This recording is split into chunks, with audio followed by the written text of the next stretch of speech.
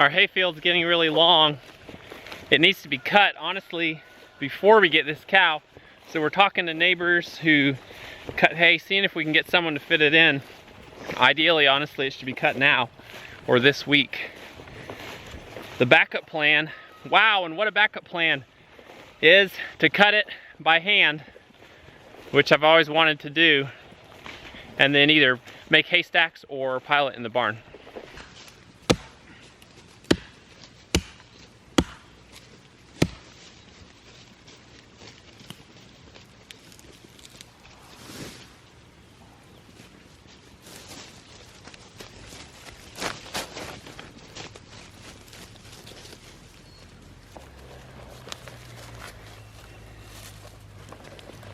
I don't know if I ever would have imagined feeding goats by chopping down a tree.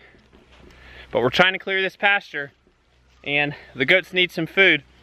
So instead of moving them to a new section, we just dropped a tree today. See you later, goats.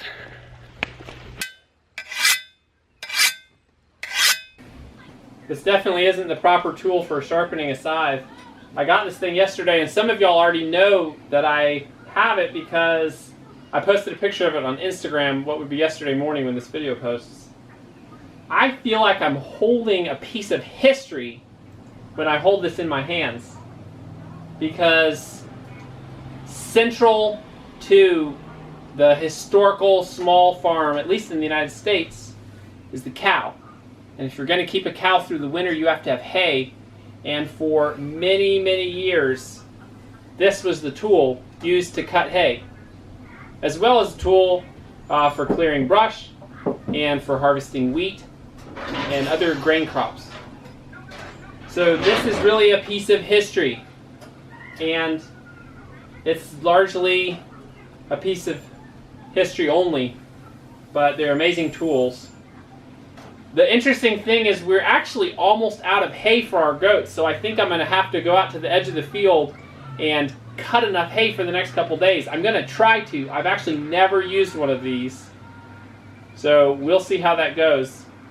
I'm not sure if I'll have it sharp enough to really do a proper job this evening, but we need to cut hay. You know, we're not manufacturing that drama. That's just, we're out of hay, we don't want to buy more, we've got a whole pasture there, so that should be interesting.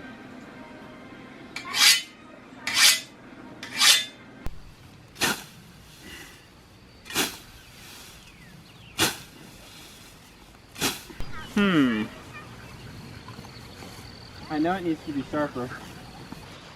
You cut a little bit.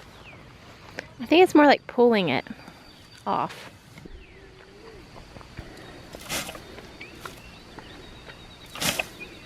This is the real test because I'm not as strong as you to just like whack it off.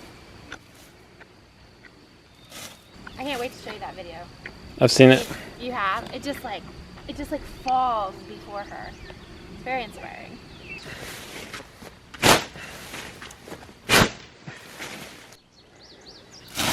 It's gonna be sharper for me to do it, I think.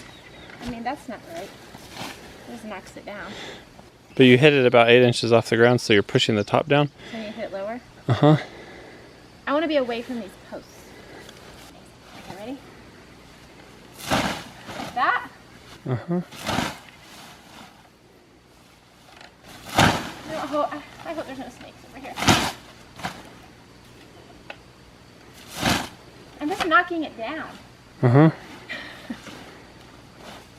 Lower. I'm not even hitting the grass. You're knocking it down for sure. Oh, goodness.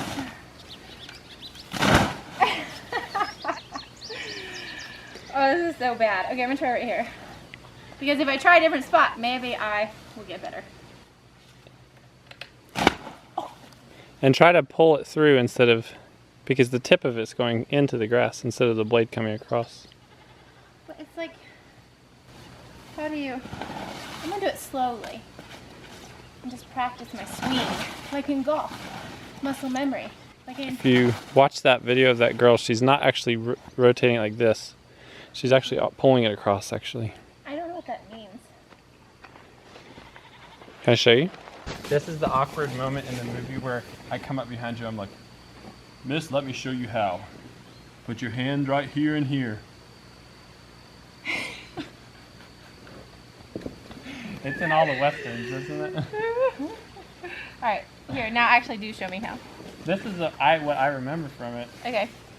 But she's not going like this. She's not actually turning like this. Okay. She's actually taking it like this and moving it like this way.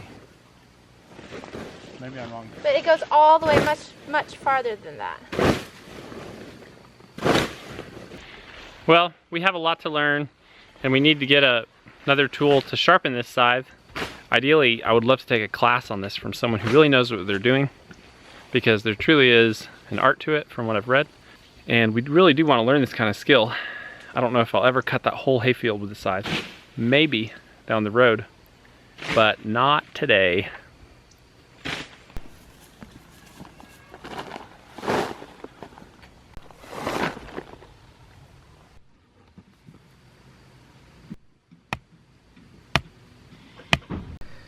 I was gonna get it for you. Can I hit it in? So the idea is that we can just run strings, mark a line. That's good, right? Yeah, it takes quite a bit of pull because it's bringing it all the way across the tight. So, all the way over there? Yeah, we're going to put a row on that side and a row on this side. Then we're going to run So strings. should I do it tighter? Uh-huh.